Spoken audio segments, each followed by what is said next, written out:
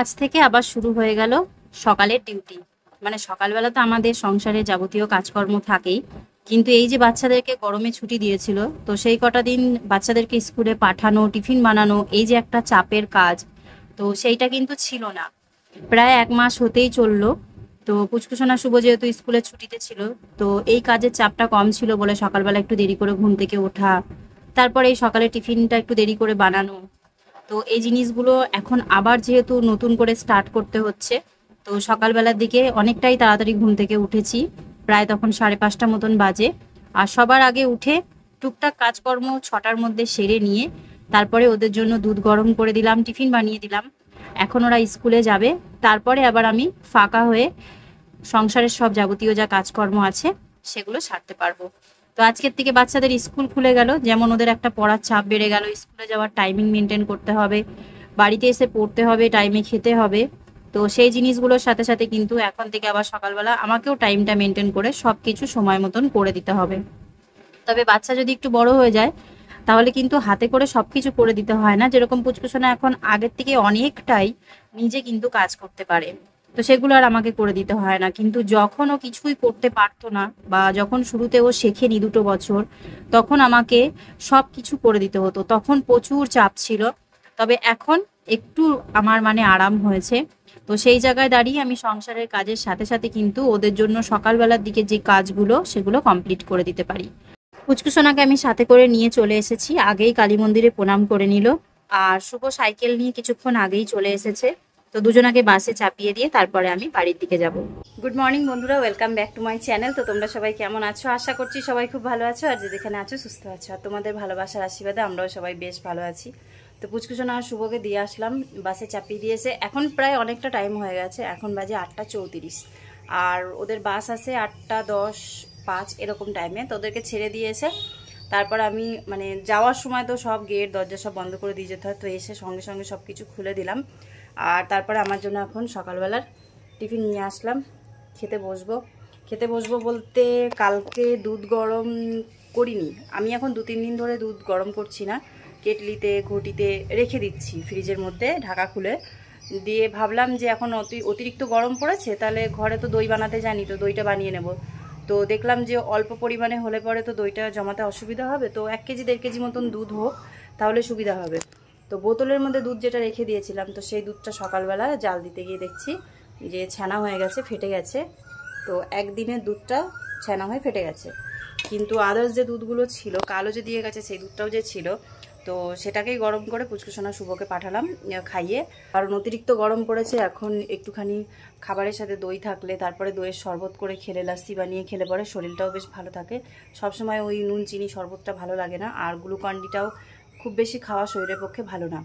তো যাই হোক, এখন ছানাটা সকালবেলা জিজ্ঞাসা করলাম ওদের 2 ভাই বোনকে, কেউ খাবে না বললো, কারণ স্কুলে যাচ্ছে, স্কুলে যাওয়ার টাইমে এইসব জিনিস খেলে পরে একটু গ্যাস অ্যাসিডিটি হতে পারে, তাই জন্য দিইনি, শুধু দুধ বর্নভিটা দিয়ে পাঠিয়েছি, খাইয়ে পাঠালাম।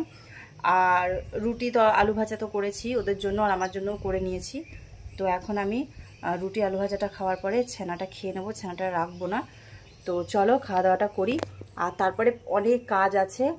তো সকালবেলার দিকে শুধুমাত্র এখন ওদেরকে রেডি করিয়ে পাঠানো, টিফিন বানানো, আর জলের যা কাজ ছিল সকালবেলার দিকে সব সেরে নিয়েছি, কিন্তু আদার্স সব কাজ রয়েছে। এই ঘরটাও তার সাথে সাথে পরিষ্কার করে নিয়েছি, কারণ দেখবে একটা কাজ করতে করতে না, যদি আমরা সেই কাজের উপরেই খালি ফোকাস করি, বাকি অন্য কাজ যদি ফেলে রাখি যে একটার পর একটা করব বলে, তো সেটা হয়ে ওঠে না। ওই জন্য যখনই সুযোগ পাই আমি হয়তো রান্না চাপিয়ে দিয়ে এসে এই ঘরটাকে পরিষ্কার করে নিই, কিংবা রান্না চাপিয়ে দিই ওই ঘরের কাজটা করে নিই, বা পুচকুসোনাকে রেডি করে দিই। এরকম একসাথে 2-3টে কাজ মানে করতে হয়, নাহলে একা সংসারে একা হাতে ওইভাবে সারা দিন রাত লেগে যাবে, কাজ কমপ্লিট হবে না। তো যাই হোক, আজকের ওয়েদারটা একটু ভালো আছে, তো সেই জন্য মানে খুব একটা গরম লাগছে না। আর গলায় যে ঘামাচিগুলো হয়েছে এগুলো তো এখনও মানে ঠিকঠাক পরিষ্কার হয়নি, তো লাল লাল হয়ে আছে চাকা চাকা, আবার এখানে একটা ফোড়ার মতন হয়েছে। মানে এই বছরকার গরমটা মারাত্মক গরম, যে এমন কোনো মানুষ নেই যে তার এই প্রবলেমগুলো হচ্ছে না, ঘামাচি, তারপরে এই যে ইনফেকশন। তো কিছু করার নেই, এখন এরকমই চলছে, যখন চলুক, দেখা যাক কতদূর কি হয়। আজকে এদিকে বৃষ্টি হয় কিনা তাও জানি না, সকাল থেকে ওয়েদারটা ভালো আছে, যদি বৃষ্টি হয় তাহলে খুবই ভালো হবে। তো চলো এবার খাওয়া দাওয়াটা করি, তোমাদেরকে তার আগে খাবারটা আরেকবার দেখিয়ে দিই, তারপরে ব্লগটা তোমাদের সাথে আবার পরে শেয়ার করব। তো এই যে আলু ভাজা, দুটো রুটি নিয়েছি, আর এখানে হচ্ছে ছানা। ছানাটার মধ্যে অল্প একটু চিনি দিয়ে নিয়েছি। আমি আবার চিনি ছাড়া ছানা খেতে পারি না, কিন্তু বলে যে ছানা শুধু খাওয়াই ভালো, কিন্তু আমি আবার মিষ্টি জিনিসটা খেতে ভালোবাসি, তো ছানার মধ্যে একটু মিষ্টি দিয়ে নিয়েছি, মানে চিনি। আর দুটো রুটি খেলে পরে এখন আপাতত আর কিছু খাওয়ার দরকার পড়বে না। সকালবেলা পুচকুসোনা স্কুল থেকে আসবে যখন, তো তখন আবার খাওয়া দাওয়া করতে পারবো ওর সাথে। তো বেশ কিছুদিন পর বাইরের ওয়েদারটা খুবই ভালো লাগছে। সকালবেলার দিকে এখন যেহেতু রোদ্দুর ওঠেনি, বাইরে হাওয়াও দিচ্ছে খুব, তো ভাবলাম যে এদিকে গেটের কাছেই বসি। ঘরে ফ্যানের হাওয়া সব সময় গায়ে লাগা একটা আলাদা ব্যাপার, আর বাইরের যদি একটুখানি হাওয়া বাতাস গায়ে লাগানো হয় সেইটার দেখবে আলাদাই অনুভূতি। তো বাইরে বসে বসে এইভাবে খেতে আমার খুব ভালো লাগে, কিন্তু চট করে বাইরে বসে খাওয়া হয় না। তিনজন মিলে একসাথেই ঘরে বসে খাই, বা কোনো কাজ করতে করতে ঘরেই খেয়ে নিই। তো আজকে অনেকদিন পর ভাবলাম যে একটু বাইরে বসে খাই, তো এখানে বসে বসে খাওয়া দাওয়াটা করছি। আর বাইরে যে ঠান্ডা হাওয়াটা দিচ্ছে তাতে বেশ ভালোই লাগছে। তো চলো কাজকর্ম যা আছে বাকিগুলো সেরে নিই, তারপরে তোমাদের সাথে আবার ব্লগটা পরে। আফটারনুন বন্ধুরা, তো এখন বাজে দুপুর 1টা, আর স্নান করে রেডি হয়ে গেছি, পুচকুসোনাকে আনতে যাব। তো চলো এবার যাওয়া যাক। এইমাত্র স্নান করে সবে ঘরে আসলাম, আর ক্রিম লাগিয়ে সিঁদুর লাগিয়ে রেডি হলাম, তাতেই ঘাম এত হচ্ছে, মনে হচ্ছে না যে এখন স্নান করে আসলাম। মানে এত গরম পড়েছে আর কন্টিনিউ ঘাম হচ্ছে। তো যাই হোক, কিছু করার নেই, এখন গরম কম লাগুক চাই বেশি, কাজকর্ম তো সব করতেই হবে। তো বাথরুমেও সব জল টল ভরা হয়ে গেছে, আর তোমাদেরকে দেখানো হয়নি। দেখো এই জায়গাটা পুরো পরিষ্কার হয়ে গেছে, কালকে বিকালে পরিষ্কার করেছি। আর বাকি যে জঙ্গলটা আছে, মানে ওইদিকে যে ঘাস পাতা হয়ে জঙ্গল হয়ে গেছে, সেগুলো তোমাদেরকে আমি বিকালবেলা দেখাবো, কারণ আজকে বিকালবেলার দিকে আবার আমি বাকি কাজগুলো করব। ওদিকে পয় পরিষ্কারের কাজটা বিকালবেলা করব। তো স্নান করেছি, আমার একদম খেয়াল নেই বাথরুমের লাইটটা জ্বলছে, তো ওটা আগে সবার আগে অফ করি। এইবার তালা ঠালা দেবো। তো আমি তো পুজো দিতে পারছি না আজকে 2-3 দিন ধরে। তো সকালবেলা আমার একদম খেয়াল নেই যে ওদেরকে বলবো ধূপকাঠি ধরিয়ে দিয়ে যেতে। তো শুভ তো ধরিয়ে দিয়ে যায়নি, শুভ স্নান করেছে সকালে, আর পুচকুসোনা এখন এসে স্নান করবে। তো ওই জন্য পুচকুসোনা আসলে পরে ওকে বলবো যে ধূপকাঠি দিয়ে দিতে। তো গ্যাসটা নিচের থেকে ভালো করে অফ করে দিচ্ছি। থালা বাসন টালা বাসন সব ধুয়ে নিয়েছি, আমার রান্না কমপ্লিট হয়ে গেছে। ডালটা খালি সোমবার দেব, বাকি রান্না করে সব ওই ঘরে রেখে এসেছি আলমারির সামনে। এখন ব্যাস পুচকুসোনাকে আনবো, স্নান করাবো, আর আমি ডালটা সোমবার দিয়ে দুজনে মিলে খেয়ে তারপরে দুপুরে একটুখানি রেস্ট করব। তবে শুভ আবার আজকে টিউশন পড়তে যাবে, তো ও আসার পরে ওকে আবার খেতে টেতে দেবো। তো ঘুম মানে হয় না, ঘুমাবো বলি ঘুম হয় না। আর দিনের বেলা না ঘুম হলে না, রাত্রিবেলা তখন ঘুম পুরো না হলে সকালবেলার দিকে খুব বিরক্তকর লাগে। তো যাই হোক, চলো তালাগুলো দিয়ে থাকি, কারণ 1টা বেজে গেছে, আর এখানে মসজিদে নামাজও পড়ছে। তো আমাকে ঘড়ি দেখতে হয় না, 1টা বেজে যায়, আমি বুঝতে পেরে যাই তখন যখন মসজিদে নামাজ পড়ে। তো যেখানেই থাকি আর যাই কাজকর্ম করি না কেন, যখন 1টার নামাজ পড়ে তখন মানে আমি একটা সময় হিসাব করে বুঝে যাই যে এবার পুচকুসোনাকে নিতে বেরোতে হবে। তো চলো, এই যে তালা, সব ঘরেই তালা দিতে হবে, তালাটা দিয়ে নিই। তো যত ঘর তত তালা, এই যে তালা দিয়ে দিলাম, জুতোটা পরি। আর এই দেখো ঢালাইয়ের জায়গাটা বেশ ভালোই লাগছে, একদম পয় পরিষ্কার হয়ে গেছে। পুচকুসোনা দেখলাম কালকে বিকালবেলা ঢুকেছিল, একটুখানি টাইম ঢুকে দেখছে যে জায়গাটা এখনো কাছে আছে কিনা। তা আমি বললাম এটা মাটি নয়, এটা সিমেন্ট। দেওয়ার পরে সারা রাত থেকেছে, শুকিয়ে গেছে, চিন্তা নেই। দিয়ে বলছে হ্যাঁ শুকিয়ে গেছে, আমি এখানে খেলা করতে পারবো।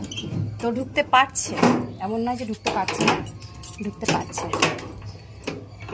তো চলো তালাটা দিই, এক হাতে আর তালা দেওয়া যাচ্ছে না, তো তালাটা দিয়ে বেরোই, পুচকুসোনাকে নিয়ে আসি, তারপরে তোমাদের সাথে ব্লগটা আবার স্টার্ট করি। তো এখন বাজে বেলা 2টো, পুচকুসোনা আমি খেতে বসেছি। তো ভাবলাম তোমাদের সাথে খাবারটা শেয়ার করে নিই। তো এখানে দেখো কালকে চিংড়ি মাছের তরকারি রয়ে গেছে, কারণ ওটা শুধু আমিই খেয়েছি, ওরা তো চিংড়ি মাছ খায় না, তাই তরকারিটা শেষ হয়নি। আর এখানে আজকে করেছি টমেটম দিয়ে মুসুরির ডাল। তোমরা প্রত্যেকেই জানো যে আমাদের বাড়িতে ডালটা কিন্তু প্রত্যেক দিনই হয়, আর বেশিরভাগই আমি টমেটম দিয়েই ডালটা করি। আর এখানে আজকে করেছি গাঁটি কচু তরকারি। তো আলু কচুর তরকারিটা দেখে যেন মনে হচ্ছে মাংসর ঝোল টাইপের, তো ভেবেছিলাম যে এর মধ্যে 2টো ডিম সেদ্ধ করে দিয়ে দেবো, তো ডিমের ঝোলের মতন টেস্ট হয়ে যাবে। কিন্তু তাহলে মানে দিলাম না, কারণ ডিমের টেস্ট আর কচুর টেস্ট দুটো জিনিস আলাদা ব্যাপার। তো ওই জন্য যদি ডিমটা দিতাম তাহলে টেস্টটা চেঞ্জ হয়ে যেত। আর এখানে সকালের কিছুটা আলু ভাজা রয়েছে, আর তার সাথে আছে ভাত। তো এই হচ্ছে আমাদের দুপুরের খাবার দাবার। পুচকুসোনা আমি খাবারটা এখন খেয়ে নেব, আর শুভ যখন আসবে তখন ওকে আবার খাবারগুলো বেড়ে দেবো। তো তারপরে চলে আসলাম একদম বিকালবেলা। শুভ যেহেতু 4:30টার সময় পড়তে গেল, আর আমাদের এখানে 4:30টার সময় জলও চলে আসে, তো একই টাইমিং এর কারণে আমি যদি তার আগে কিছুক্ষণ একটু শুয়ে বসে রেস্ট করতে পারি তাহলে খুবই ভালো। আর নয়তো বিকালবেলা শুভ যখন টিউশন পড়তে যায় তখন কিন্তু আবার আমি কাজকর্ম শুরু করে দিই। আর এখন তো ইদানিং প্রচুর কাজকর্ম রয়ে যাচ্ছে, কারণ যখন দেখি যে প্রচণ্ড গরম লাগছে তো তখন আর সেই কাজগুলো রেখে দিই, যে তারপরে তো আমাকে করতেই হবে, তো কিছুক্ষণ পরে করে নেব বা অন্য একটা টাইমে করে নেব। কিন্তু এইটা করতে গেলে আবার কিন্তু দুপুরের দিকে এই যে ঘুমের ব্যাপারটা সেটা কিন্তু আবার হয় না।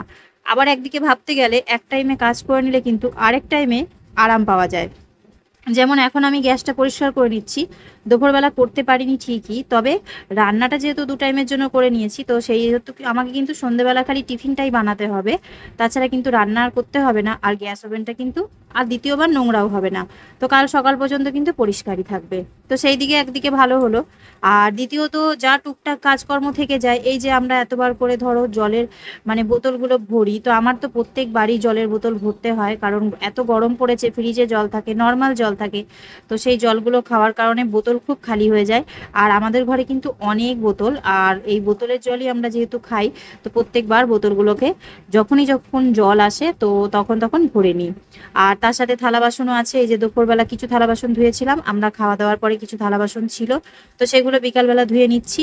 আর পুচকুসোনা শুভর জামা কাপড় যে কটা ছিল তো সে কটাকেও ভালো করে সার্ফে ভিজিয়ে দিলাম, কারণ এখন অতিরিক্ত গরম পড়ার কারণে প্রচণ্ড জামা কাপড়ে ঘামের গন্ধ হচ্ছে। আর ওদেরকে আমি মানাই করি যে জল দিয়ে জামা কাপড় ধুতে না, দরকার পড়ে দুদিনের জামা কাপড় আমি একবারে সার্ফ দিয়ে ধুয়ে দেবো, একটু সার্ফে না দিলে কিন্তু এখন আর হয় না। তো বিকালবেলায় হাতে হাতে আমি কিন্তু জামা কাপড়গুলোকেও কেচে নিচ্ছি। আর এখন বিকালবেলা 2-3 দিন ধরে যেহেতু বাড়ির জায়গাটা ঘাস পাতা অনেকই হয়ে গেছে, পরিষ্কার করতে হচ্ছে আমাকে, তো ওই জন্য বিকালবেলার দিকে জলের কাজটা সেরে নিয়ে আমি সেই কাজগুলোও করে নিচ্ছি। তো 2-3 দিন ধরে আর দুপুরবেলার দিকে আমার রেস্ট করা হচ্ছে না। তবে এই কাজগুলো যদি সময় মতন মিটে যায় তাহলে কিন্তু এই 2-3টে দিনই আমার একটুখানি খাটনি বা কষ্ট, তারপরে এই কাজগুলো কিন্তু আমাকে আর করতে হবে না। তো ওই জন্য আমি সব কাজগুলোকে সুন্দর করে টাইমের আগে গুছিয়ে নিতে পারলে আমার কিন্তু খুব ভালো। যেরকম কালকে আর কোনো জামা কাপড় কাচতে হবে না, আর কালকে আমাকে হয়তো ঘাস পাতা খুব বেশি কাটতে হবে না, আজকে যদি কিছুটা কেটে রেখে দিই। তো তোমরা তো জানোই যারা প্রথম থেকে আমার ভিডিও দেখছো, যে বাড়ির পরিষ্কার থেকে শুরু করে সব কাজ কিন্তু আমি একা হাতেই করি। যখন মনে হয় যে আমার মানে একা হাতে করার মতন কাজ নয়, আমি পারবো না, মানুষ অন্য কাউকে ডাকতে হবে, তো তখনই কিন্তু আমি ঘাস পাতা জঙ্গল এগুলো লোক ডেকে পরিষ্কার করাতাম। তোমরা প্রত্যেকেই জানো যারা আমার ভিডিও দেখো। তো এই ঘাসগুলো না খুবই নরম আর কচি ঘাস, আমি পারলে এর মধ্যে কিন্তু ওষুধ দিতে পারতাম। কালকে আমি ওষুধ দেওয়ার জন্য স্প্রে বোতলটা বারও করে রেখেছিলাম, কিন্তু ওষুধ দিলাম না, কারণ ওষুধ দিলে পরে গাছগুলো মরবে কি মরবে না জানি না। কারণ এই ঘাসগুলো যদি তুলে তুলে পাশের বাড়ির জেঠিমাকে দিয়ে দিই তাহলে কিন্তু ছাগল আর গরুতে খেতে পারবে, আর মাটিটাকে ভিজিয়ে দিলেই কিন্তু খুব সুন্দরভাবে কিন্তু ঘাসগুলো উঠে আসে। তো আমি ওই জন্যই আর ওষুধ দিলাম না, যদি প্রয়োজন পড়ে পরে ওষুধ দেব। এখন কচি ঘাসগুলোকে একদম তুলে ফেলছি হাতে করে টান দিয়ে, দেখো খুব সহজেই উঠে যাচ্ছে, যেহেতু মাটিটাকে আমি ভিজিয়ে দিয়েছি, তো সেই কারণে আমি এগুলোকে সব হাতে করে তুলে দিচ্ছি। পাশের বাড়ির কাকিমাকে আমি দিয়ে দেবো, তাদের গরুটা খেতে পারবে। কারণ দেখো যে জিনিসটা মানে আমরা কাউকে দিলে পরে কাজে লাগবে, তো সেই জিনিসটাকে অপচয় নষ্ট করাটা আমার মনে হয় যেন যে ঠিক না।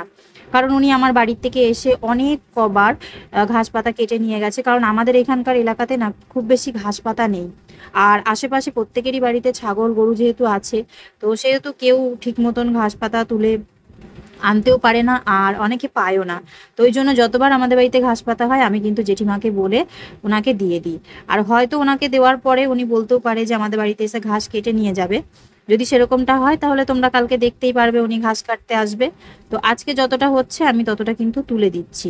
আর এই ঘাসগুলো তোলার সময় আমি একটা কথাই ভাবছিলাম, যে জমিতে যখন দেখবে নতুন ধান ওঠে, তো তখন কিন্তু মানে শুরুতে ধান লাগাবার সময় কিন্তু এইভাবেই পুঁতে পুঁতে গাছগুলোকে লাগায়, কিন্তু আমি তো উল্টো, আমি তো ঘাসগুলোকে তুলছি।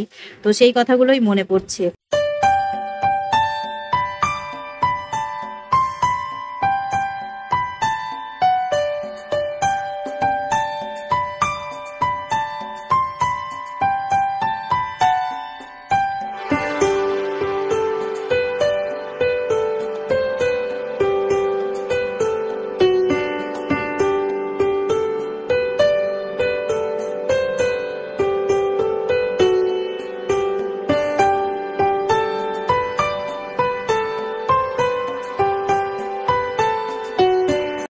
তো এই জায়গাটা খুব ভালো করে পরিষ্কার করে নিয়েছি।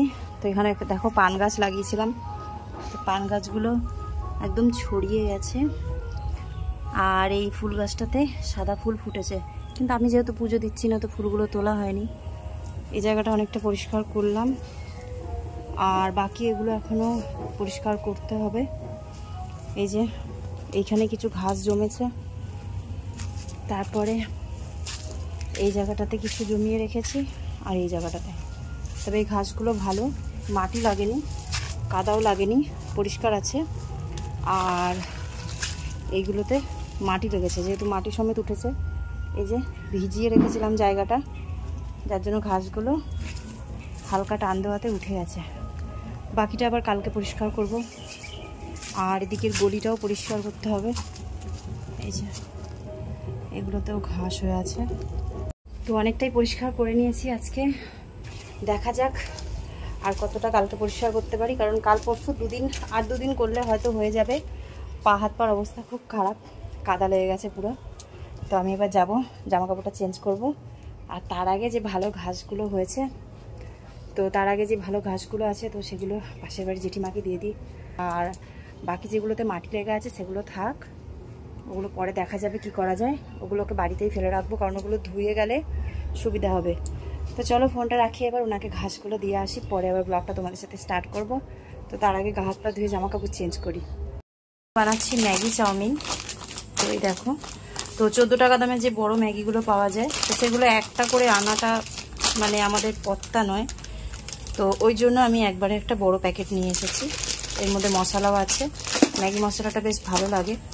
এটাকে চাউমিনের মতন করে বানাবো। তো এর আগের দিন খুলেছি, পুচকুসোনাকে বানিয়ে দিয়েছিলাম, তো ওই জন্য প্যাকেটটা খোলা আছে। আর এখন যেটুকু বানাবো সেটুকু বের করে নেব। আর এইখানে আলু ভাজার জন্য কাটলাম, আর এখানে পেঁয়াজ, লঙ্কাটাকে পরে টেবিলে কেটেছি, বটিতে কাটিনি, কারণ হাত জলে বটিতে কাটার পর। আর এখানে তেল বসিয়ে দিয়েছি, গরম হয়ে গেছে। তো সবার আগে আমি ভুল করে আজকে জল বসিয়ে দিয়েছিলাম গরম করার জন্য। তো জলটাকে আমি পরে গরম করি, যখন আলুটা ভাজা হয়ে যায়, ডিমটা ভাজা হয়ে যায়, তখন গরম করি। কারণ চাউমিনটা আগের থেকে মানে ম্যাগিটা যদি আগের থেকে সিদ্ধ করা হয়ে যায় তাহলে সেটা একটু নরম নরম হয়ে যায় বেশি টাইম রাখলে। ওই জন্য যখন এটা পুরোটা রেডি হয়ে যাবে আলু দিয়ে সব কিছু দিয়ে, তো তখন ম্যাগিটাকে সেদ্ধ করব। তো প্রথমে পেঁয়াজটাকে আমি হালকা করেই ভেজে নিই, খুব বেশি ভাজার প্রয়োজনও নেই, কারণ পেঁয়াজ ভাজতে হবে না বেশি। আলুর সাথে ভাজতে ভাজতে এটা এমনিতেই ব্রাউন কালার চলে আসবে।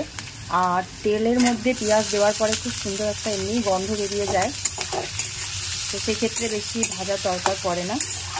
তো এর মধ্যে কাঁচা লঙ্কাগুলোও দিয়ে দেবো। তো আমি সবসময় রান্নাবান্না সিম্পলের মধ্যেই করি, সেরকম বেশি রিচ কোনো খাবার করিও না। আর ভাজাভুজিটাও বেশি করি না, তোমরা তো দেখতেই পাও আমার ভিডিওতে। আর যা কিছু রান্না করি সব কাঁচা লঙ্কাতেই রান্না করার চেষ্টা করি, শুকনো লঙ্কাটা শুধুমাত্র কালারের জন্য দিই। তো এখানে দেখো ট্রেটাকে বার করে নিয়ে এসেছি ডিমের, কারণ সঙ্গে সঙ্গে যদি ডিম বার করে দিই তাহলে কিন্তু ডিমটা ভেতরে ফ্রিজে ছিল যেহেতু শক্ত হয়ে থাকবে। তো এই জন্য ডিমটা বের করে নিয়ে এসেছি। তো চাউমিনের মধ্যে দেখবে একটু ডিমটা বেশি দিলে খেতে ভালো লাগে। তো দুটো ডিম বার করে নিলাম এখানে, এভাবে থাক এটা। আর বাকিগুলো ট্রে সমেত আবার ভরে দেবো। আর এটাকে একটু নুন হলুদ দিয়ে মানে ভাজা ভাজা হওয়ার জন্য রেখে দিই। এটা হয়ে গেলে তারপরে আমি এই গরম জলটাকে আরেকটু সামান্য গরম করব, কারণ এটা গরম হয়ে এসেছিলো। তারপরে আমার মনে পড়েছে যেটা তো ম্যাগি চাউমিন, নর্মাল চাউমিন নয়। তো ওই জন্য আবার গ্যাসটা বন্ধ করে দিয়েছি আর এটাকে মানে রেখে দিয়েছি। তো জলটাকে আবার গরম করতে হবে। তো অল্প করে হলুদ দিয়ে দিই, আর তারপরে অল্প নুন দিয়ে দিচ্ছি, কারণ ম্যাগি মশলাতে নুন তারপরে হলুদ এইসবের পরিমাণটা থাকে, একটু ঝাল থাকে। তো ওই জন্য চাউমিন বানাবার সময় যখন ম্যাগি মশলা ইউজ করি তো তখন বেশি হলুদ আর নুনটা দিই না, দেওয়ার প্রয়োজন পড়ে না, ওই জন্য দিই না। তো অল্পতেই হয়ে যাবে। তো ঢাকা দিয়ে দিলাম, এবার এটা হতে থাকুক। তো ওদিকে আলুটা ভাজা হতে হতে ততক্ষণে আমি ডিম দুটো ফাটিয়ে নেব। তো বেশ কিছুক্ষণ বাইরে রাখলে পরে কিন্তু ডিমটা আবার সেই নর্মাল আগের মতন হয়ে যায়, আর সঙ্গে সঙ্গে বার করলে পরে সেটা একদম শক্ত হয়ে থাকে। খুবই অসুবিধা হয় রান্না করার সময়, কারণ ওটাকে অনেকক্ষণ ধরে ঠিক করে ফাটাতে হয়। কিন্তু সেক্ষেত্রে অনেক সময় তাড়াতাড়ি রান্না করার জন্য তখন তো ওইভাবেই করতে হয়, সময়টা একটু বেশি লেগে যায়। কিন্তু কিছুক্ষণ আগে বের করে রাখতে পারলে খুব ভালো। তো যাই হোক, দুটোকে মিক্স করে নিয়েছি। তবে এর মধ্যে অন্য সময় হলে, অন্য কিছু বানালে আমি কিন্তু নুন দিতাম, কিন্তু এখন আর নুনটা দিলাম না, নয়তো চাউমিনে নুনের পরিমাণটা বেশি হয়ে যাবে। আর তারপরে এখন এবার আলু ভাজাটা কতটা হয়েছে সেটা একবার দেখে নিই, কারণ এর মধ্যেই আমি ডিমটাকে ভেজে নেব। অনেকে আছে যারা আলাদা করে হয়তো ডিমটাকে তেলের মধ্যে নাড়িয়ে ভেজে নেয়, কারণ বেশিরভাগ মানুষই দেখবে ডিমের আষ্টে গন্ধটা সহ্য করতে পারে না। তবে এটা আলুটা যেহেতু মিডিয়াম ভাজা হয়েছে, খুব একদম নরম হয়নি, তো ওই জন্য আমি ডিমটাকে মাঝখানে দিয়ে দেবো, তাহলে ডিমটা ভাজাও হয়ে যাবে সুন্দর করে, আর আলুটাও কিন্তু আরও নরম হয়ে যাবে। তো সেক্ষেত্রে আমাকে কিন্তু আলাদা করে আর ডিমের অমলেটটা মানে ভুর্জি টাইপের করতে হলো না, এই একটা সুবিধা হলো। তো কিছু কিছু কাজ আছে একটু যদি বুদ্ধি করে আর একটুখানি যদি সময় নিয়ে করা হয়, তাহলে কিন্তু সেই জিনিসটা দেখবে খুব সহজ হয়ে যায়। সেটাকে যদি আমরা ওইভাবে না করতে পারি, তাহলে সেটা মানে ঘুরিয়ে ফিরিয়ে করতে গেলে কিন্তু কাজটা একটু কঠিন হয়ে যায়। তো যাই হোক, চলো এবার তো আলু ভাজাটা মোটামুটি কিছুক্ষণ হলে পরেই এটা রেডি হয়ে যাবে। তো তার আগে আমাকে এবার ম্যাগিটাও সিদ্ধ করার ব্যবস্থা করতে হবে, যেহেতু আমি রান্না করতে করতে ম্যাগিটাকে সিদ্ধ করি, আগের থেকে করে রাখিনি। তো এখানে আমি 3 পিস ম্যাগি নিয়ে নিয়েছি। তো এগুলো 14 টাকা দামের বড় সাইজের ম্যাগি, কারণ এখন 7 টাকা দামের ছোট সাইজের ম্যাগিটা খুবই ছোট করে দিয়েছে। একটা মানুষেরও ঠিকঠাক মানে পেট ভরবে না, এতটাই ছোট করে দিয়েছে। তো এর আগে আমি বেশ কয়েকবার এনেছিলাম, কিন্তু এখন আর আমি আনি না, যখনই আনি বড়টাই নিয়ে আসি। আর এইখানে আমি জলটা দেখো ভালো করে ফুটিয়ে নিয়েছি, কারণ চাউমিনের ক্ষেত্রে বা পাস্তা এইসব জিনিসের ক্ষেত্রে জলটা প্রথমে ফুটিয়ে নিয়ে তারপরে সিদ্ধ করলে পরে কিন্তু জিনিসটা বেশ ভালো হয়।